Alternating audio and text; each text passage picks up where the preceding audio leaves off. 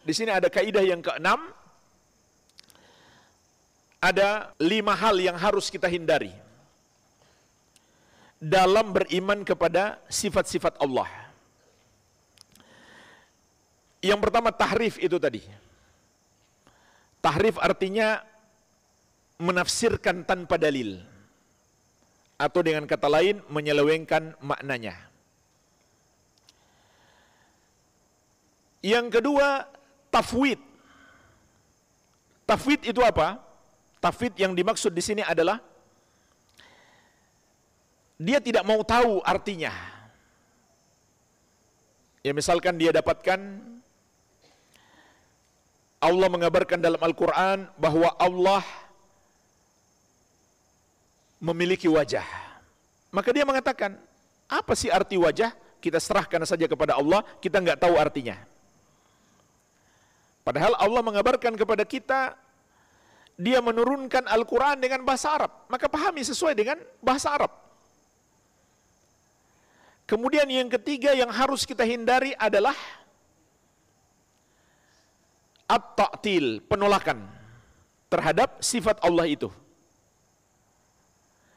Yang keempat yang harus kita hindari adalah at-tashbih, penyerupaan antara sifat Allah dengan sifat makhluk. Walaupun penamaannya sama, tapi hakikatnya berbeda. Allah mengabarkan dia memiliki tangan. Makhluk juga punya tangan, tapi hakikatnya berbeda. Nggak boleh kita samakan tangan Allah dengan tangan makhluk. Sebagaimana Allah mengabarkan kepada kita, Allah memiliki sifat penyayang.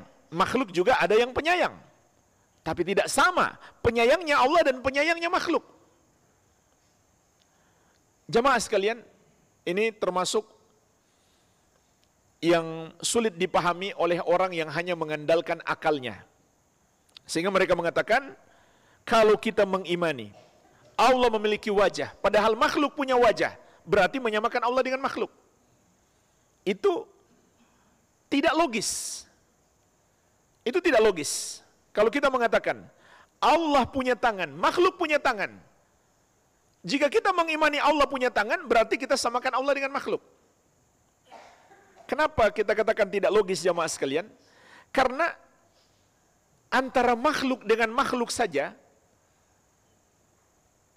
memiliki nama yang sama, tapi hakikatnya berbeda.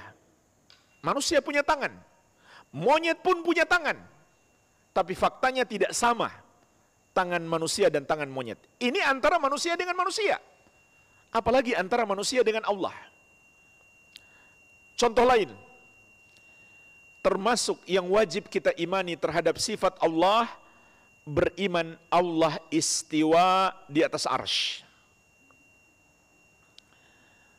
Dan saya sangat menyarankan untuk membaca kitab Al-Ulu lil Aliyyil Ghaffar, karya Imam Az-Zahabi rahimahullah.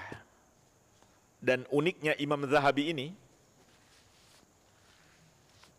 tidak ada yang mencela beliau dari seluruh mazhab. Tidak ada yang mencela beliau. Tapi Ibnu Taimiyah rahimahullah banyak yang mencela beliau. Padahal akidah Ibnu Taimiyah dan Az-Zahabi sama persis. Tapi Az-Zahabi rahimahullah diakui oleh seluruh kelompok Islam. Nah, di antara karya beliau adalah Al-Ulu lil Aliyyil Ghaffar. Di situ beliau sebutkan juga kesepakatan ulama, mulai dari masa sahabat sampai masa beliau hidup, mengimani Allah di atas arsy. Nah, cuma ada logika sebagian orang, kalau kita meyakini Allah di atas, berarti sama saja kita mengatakan Allah butuh kepada yang ada di bawahnya. Kemudian mereka pun menolak akhirnya sifat ini. Lalu mereka takwilkan apa? Jadi pertama mereka sudah menolak, ini sudah kesalahan. Yang kedua mereka takwilkan. Apa yang mereka takwilkan? Maksudnya Allah berkuasa di atas, bukan di atas. Ini penakwilan tanpa dalil. Yang Nabi dan para sahabat nggak pernah menakwilkan seperti itu. Nggak ada dalilnya sama sekali.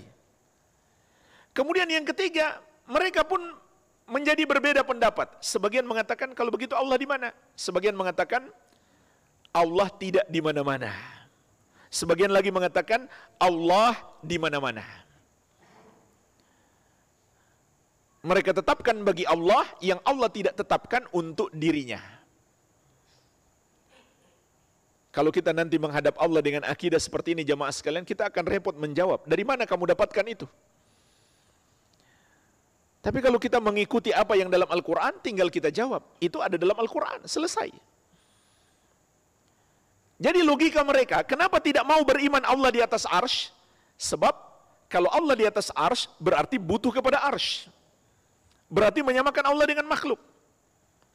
Padahal jamaah sekalian, ada makhluk di atas makhluk yang lain, dan yang di atas nggak butuh kepada yang di bawah. Contoh apa? Langit.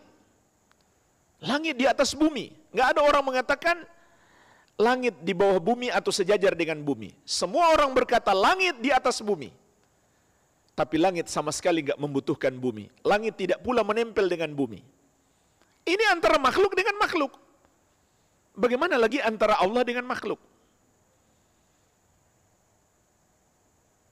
Jadi jemaah sekalian, imani sesuai dengan apa yang Allah sampaikan, jangan ditakwil macam-macam, tapi jangan pula disamakan dengan sifat makhluk. Kemudian